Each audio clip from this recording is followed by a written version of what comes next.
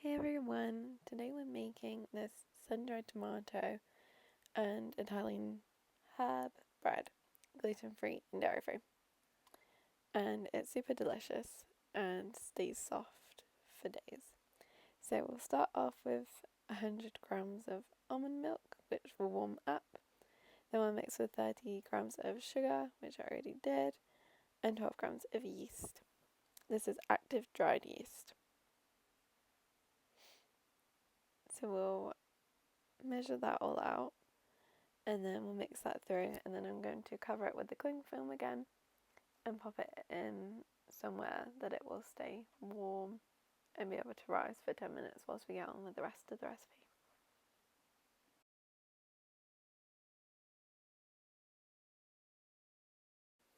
So I've roughly mixed that in, covered it back up like I said, and I'm just popping that on the side because it's warm now, so it's going to rise just in the kitchen. Then next I'm measuring out some blonde psyllium husk. I get mine on Amazon, I can link it below. And the use in the psyllium husk in gluten-free bread is just to make it act more like gluten bread. So it is it creates this gel which makes it kind of more kneadable, more like a gluten-free bread you would imagine. And I use the blonde one just because the other one can sometimes dye your bread a funny colour. I've had my bread turn out purple and pink before, the other one. And this is whole psyllium husk here. So I use, let me just double check how much I used. I used in this recipe 16 grams of blonde psyllium husk, which is whole, with 125 grams of warm milk. But if you want to use the powder version, you would just use 14 grams, and you can use the other. You don't have to use blonde psyllium husk if you're not worried about the colour. So once I mix that through, it will begin to kind of create a gel with the milk. And I'm just going to put the rest of my wet ingredients into this bowl, so once I have all my dry ingredients measured out, I can add them all in at once. So for the oil, because we're making a tomato and herb bread, I'm actually using the oil that the sun-dried tomatoes come in. So I'm measuring out 55 grams of that oil. It means that we have all that really delicious flavour of the tomatoes already in our bread just from the oil, and it's super yummy. So this is just a jar of sun-dried tomatoes I got in the supermarket. I think it's about 200-ish grams. So any old jar of sun-dried tomatoes will do. Then I'm measuring out 1 egg white to mix, to use as a sort of binder in this recipe. Again, to make it more like a gluten bread. And chuck that in the bin and wash my hands. And then I'm just going to add a tablespoon of vinegar. I do this because the acidity helps the yeast rise. But because there is a bit of acidity already in this from the oil and everything, you don't need to worry so much about that in this recipe. But you can use whatever vinegar you like, as long as it's suitable for your dietary needs. Then I'm measuring out tapioca starch, and I'm doing 110 grams of tapioca starch. The starches are lighter, and so it helps it rise more like a gluten bread. I accidentally measured too much, so I had to remove it. Then I do 90 grams of potato starch, and I also do 80 grams of corn starch. On this day I actually only had 60 grams of potato starch left, so I had to do an extra 30 grams of tapioca. But I prefer it in my normal ratio, so 110 tapioca, 90 potato, 80 cornstarch.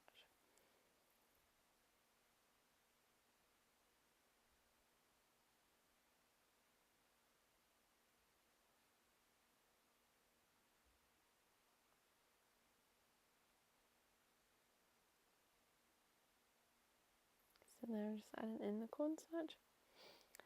And then to those dry ingredients, to that bowl we need to add the rest of our dry ingredients. So after I've blended this out, I'm going to do some xanthan gum and some baking powder.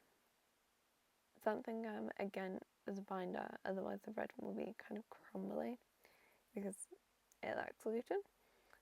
And baking powder to give it a bit of an extra rise.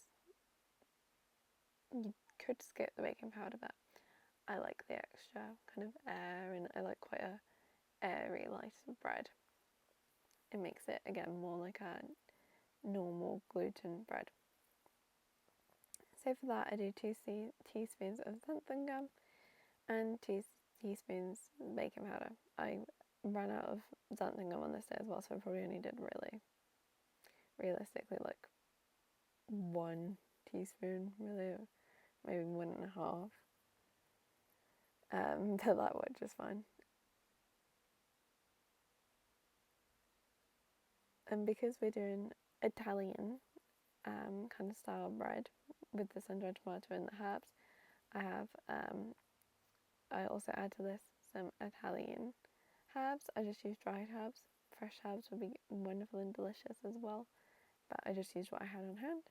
So I just used this pot of Italian style seasoning, and I was going to measure it out, but in the end I just did probably about a tablespoon worth of Italian seasoning.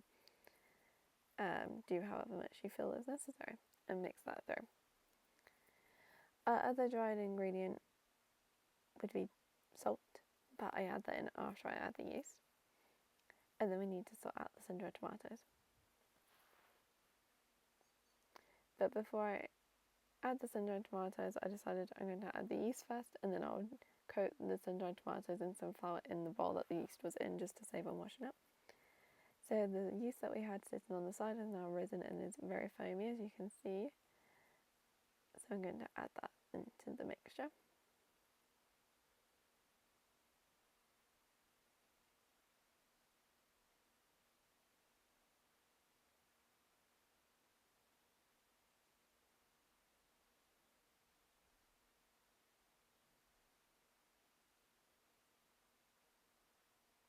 The reason I like to add the salt after I've added the yeast is because the salt can inhibit the yeast. Same with oils, they can coat the yeast and stop it rising so well. So I like to make sure the yeast is fully incorporated before I do any of the other things.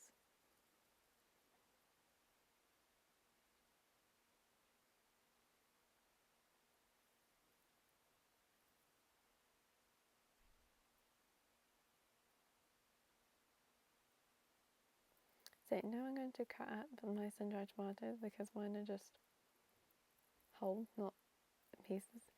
So I cut them up. That one was a little bit dodgy looking, so I cut the rest of them up into kind of bite-sized pieces. I don't do the whole jar because I needed a couple for another recipe, but you could definitely just do the whole jar.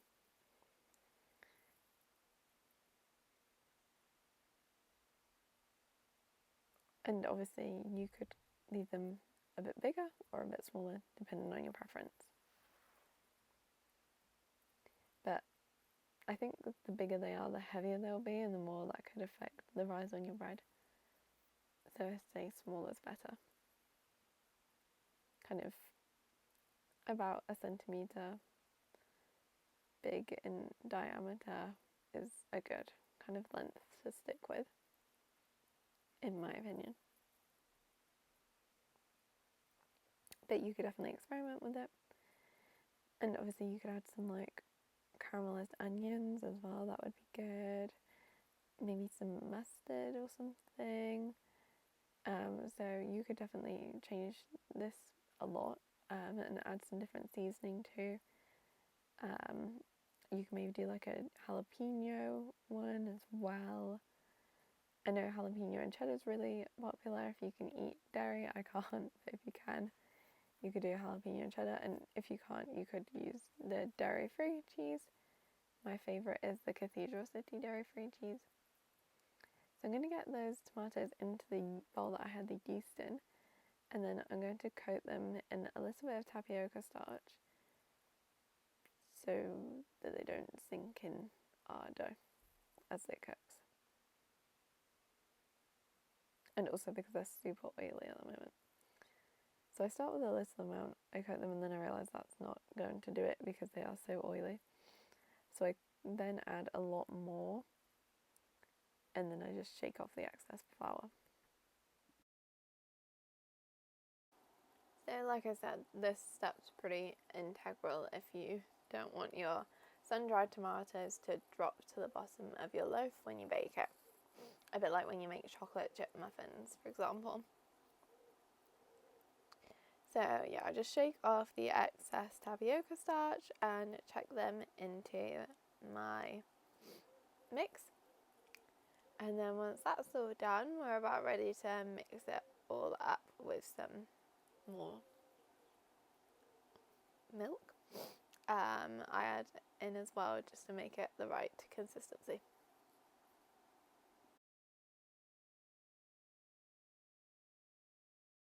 So I just clean up my mess and then we're ready to move on to the next step. So adding in all the wet ingredients. So our sun-dried tomato, oil, our psyllium husk, a little bit of vinegar we added, the egg white, mixing, getting that all into our dry ingredients now.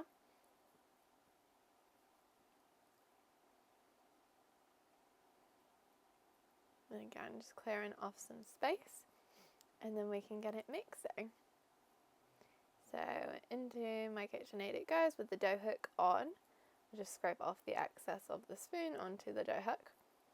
If you don't have a mixer, that's perfectly fine. You can knead it by hand for definite. It just can be a bit sticky, so I'd recommend adding some oil onto your hands whilst you knead it.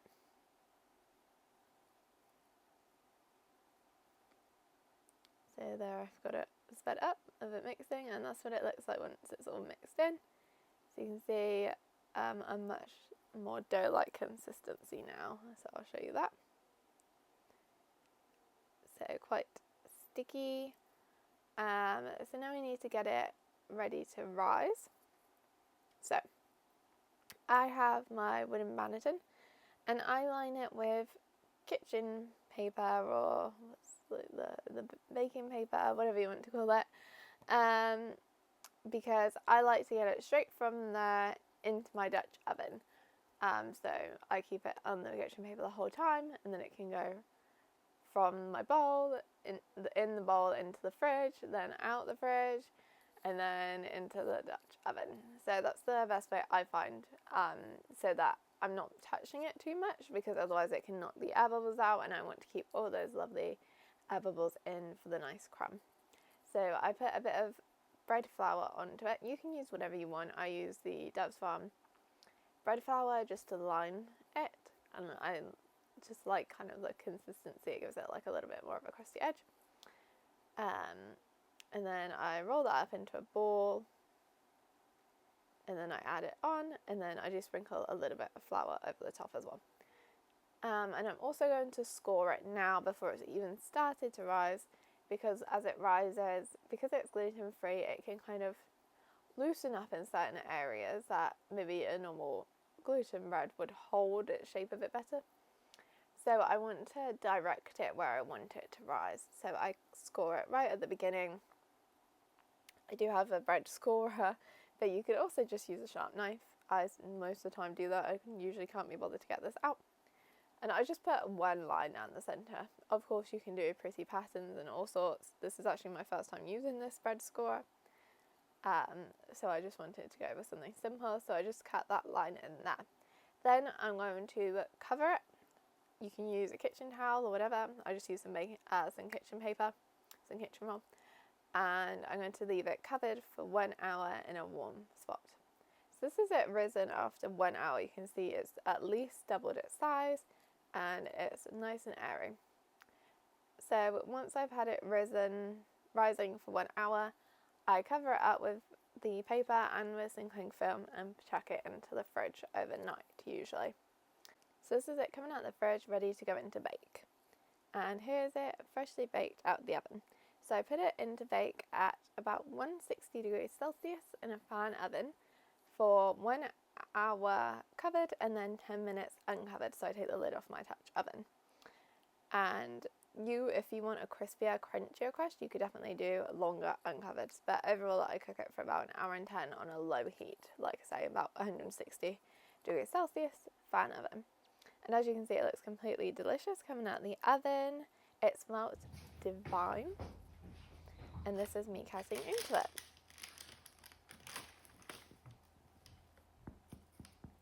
So that's the base, as you can see it and hear. It sounds lovely and hollow, which is exactly what you want for your bread, because that's obviously all the nice air in it. And this is the score that we made down the middle.